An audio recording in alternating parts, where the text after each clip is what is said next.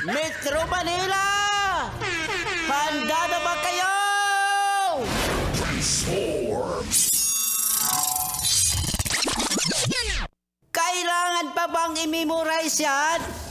Basic! Basic! May way ba? Parang wala, no? Basic!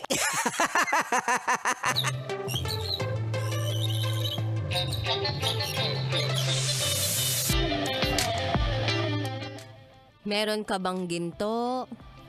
Meron ka bang tinapay? Meron ka bang bigas? Meron ka bang napanalunan? Mula sa Love Radio? Yes! Congratulations kung ganon! Pero sa mga hindi po nanalo, paano naman mananalo? Sabi nga namin, 'di ba? First 100 lamang. Hindi ka makakasali kung wala ka dun sa first 100. In Tagalog, unang 100 tao o rider or driver. Pero congratulations once again sa lahat ng mga nanalo.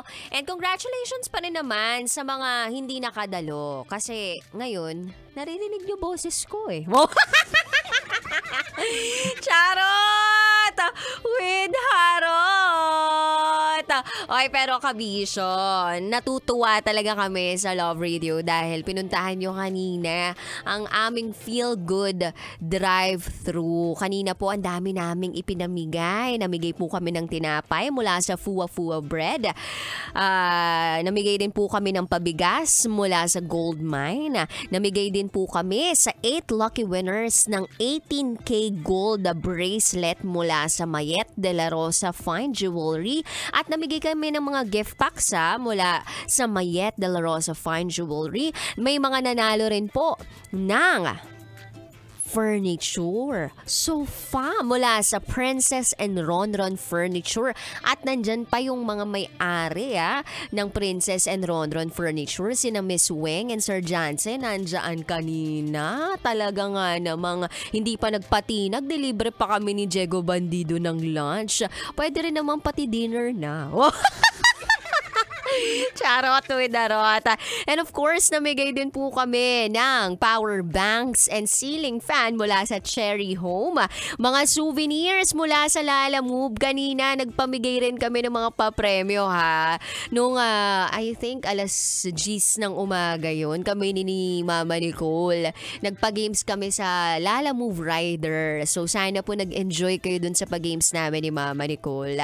And of course, gusto naming pasalamatan ang team ng Love Radio for making this event possible at sa lahat ng mga tumulong sa amin para maging successful ang Feel Good Drive-Thru.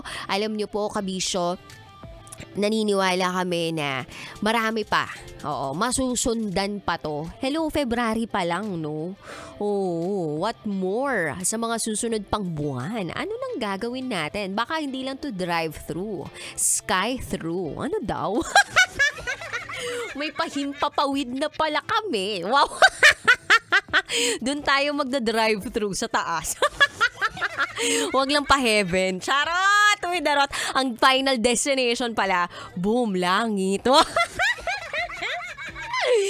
Charot, uy, darot. So maraming salamat sa iyo, Kabisyo, and congratulations once again sa lahat ng mga nanalo naming Kabisyo. Well, anyway, 3 to 5 p.m. tayo magkakasama ngayong araw na ito. Kapiling ang babaeng naniniwalang hindi mo na ako palaging may pera, at least palagi naman akong maganda.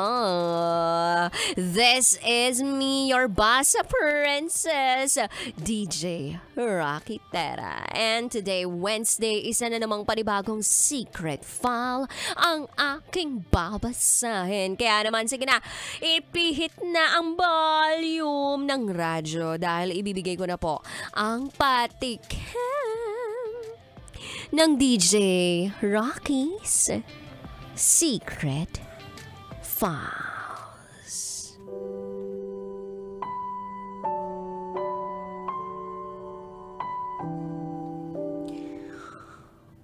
Umalis ka nang hindi man lang nagpaalam.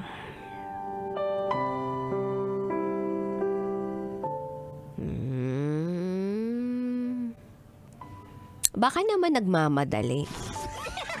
Kaya hindi nakapagpaalam. Kasi 'di ba kapag nagmamadali tayo, minsan hindi na tayo nakakapagpaalam. Kanina nga nagmamadali ako eh. Tapos hindi ako nakapagpaalam dun sa tao sa bahay namin. Tas tsaka ko lang naalala nung nagmamaneho na ako. Alam mo yung ganun? O kaya naman, kaya hindi na nagpaalam kasi hindi ka na importante. Ay! Bakit ganun? Or, kaya hindi nagpaalam kasi alam niya na sa pagmamaalam niya, masasaktan ka. So, abangan nyo yun sa aking pagbabalik. Kasama nyo si DJ Rocky and you are listening here sa stasyong number 1 sa mga pet malungmanggapang sa kakalsadahan. 90.7 Love Radio.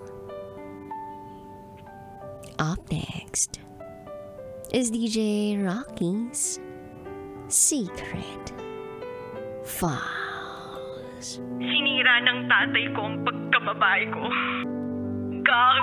Siya! May secret affair kami ng office mate ko. Hindi ko matigilan kasi sobrang galing niya sa... Rocky's Secret Files. Secret Files. It's the kind of bleep you never knew existed. Kunwari inosente pero boy naman pala. Rocky's Secret Files. Secret Files. Kailangan pa bang i-memorize yan? Love Radio. Basic!